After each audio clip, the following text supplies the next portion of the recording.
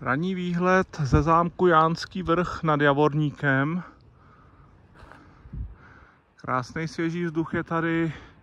Javorník je docela pěkně opravený město. Na to, že to je v pohraničí, tak to není takový typický pohraniční městečko rozvalený na kaši, ale hodně věcí už tu opravili. Krásný zámek Jánský Vrch.